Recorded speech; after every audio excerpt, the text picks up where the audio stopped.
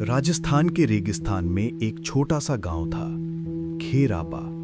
गांव में अरविंद नाम का एक लड़का रहता था। वह साधारण लड़का था, लेकिन उसके अंदर जिज्ञासा और सपनों की आग थी। जहां बाकी बच्चे ऊंटों की दौड़ में और खेलों में लगे रहते, वहीं अरविंद अपने दादा से पुरानी कहानियां सुनने बैठ जाता था। दादा उसे अक्सर पुराने किलों और युद्धों की दास्तान सुनाते थे। एक रात जब आसमान में पूरा चांद चमक रहा था, दादा ने अरविंद को पास बुलाया और एक पीला पड़ा हुआ नक्शा दिखाया। नक्शे पर एक किले का चित्र बना था, सिंहगढ़ का किला।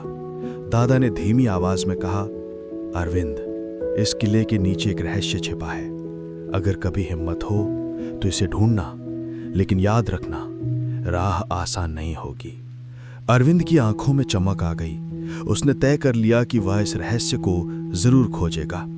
अगली ही सुबह उसने अपने दो दोस्तों नीरजा और कबीर को बुलाया। नीरजा गांव की सबसे चतुर लड़की थी। उसकी समझदारी सब मानते थे। कबीर मजाकिया था, पर डर से कभी पीछे नहीं हटता था। तीनों ने तय किया कि वे सिंहगढ़ किले का रहस्य जानने निकल पड़ेंगे। वे ऊंटों पर सवार होकर निकल पड़े। रेगिस्तान की तपती धूप उनके चेहरे झुलसा रही थी, लेकिन उनकी आंखों में सिर्फ मंजिल थी। रास्ते में उन्हें एक साधु मिला। सफेद दाढ़ी, कांपते हाथ और चमकती आंखों वाला वो साधु बोला, बच्चों, किले का रास्ता आसान नहीं है। वहां सिर्फ वही पहुंच सकता है जिसका दिल साफ हो।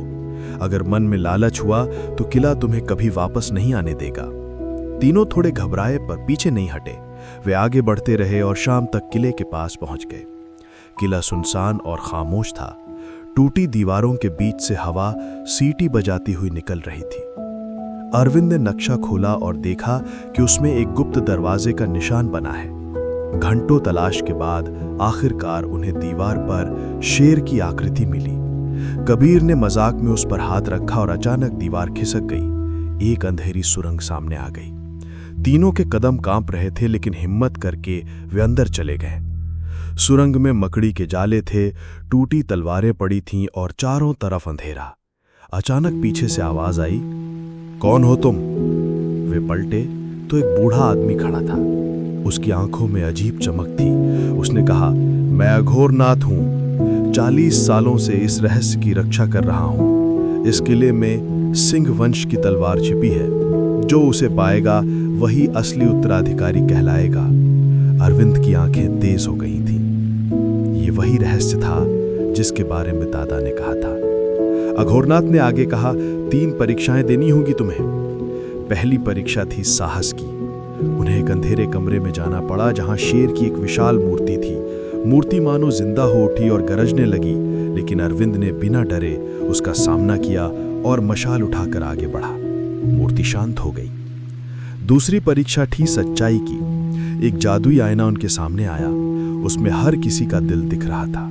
कबीर ने देखा कि वो अंदर से डरता है, पर दोस्तों के लिए मजबूत बनता है। नीरजा ने देखा कि वो अपनी समझदारी से सबकी मदद करना चाहती है। अरविंद ने देखा कि उसका मन लालच से नहीं, सिर्फ जिज्ञासा और साहस से भरा है। आईने ने रास्ता खोल दिया। तीसरी परीक्षा थी दोस्ती की। एक दरवाजे पर लिखा था, सिर्फ एक अंदर जा सकता है, बाकी यहीं रहेंगे। तीनों एक दूसरे की तरफ देखने लगे। अरविंद ने कहा, मैं जाऊंगा। नीरजा और कबीर रोने लगे, लेकिन तभी अरविंद ने दरवाजे पर हाथ रखकर कहा, अगर मेरे दोस्त नहीं गए तो मैं भी नहीं जाऊंगा। अचानक दरवाजा खुद ब खुद खुल गया। अघोरनाथ मुस्कुराया और बोला, यही असली शक्ति है, दोस्ती और निष्ठा। अंदर एक तलवार रखी थी, चमकमाती हुई, जिस पर शेर की आकृति बनी थी। जैसे ही अरविंद ने उसे उठाया, पूरा किला रोशनी से भर गया। हवा में गूंज उठा, तुम ही सच्चे उत्तराधिकारी हो। तीनों दोस्त बाहर आए। गांव वालों ने जब तलवार देखी तो सबने खुशी मनाई। अरविंद को सिंहगढ़ का संरक्षक घोषित किया गया। अब वो समझ गया कि असली जीत तलवार या ताकत से नहीं, बल्कि साहस, सच्चाई और दोस्ती से मिलती है।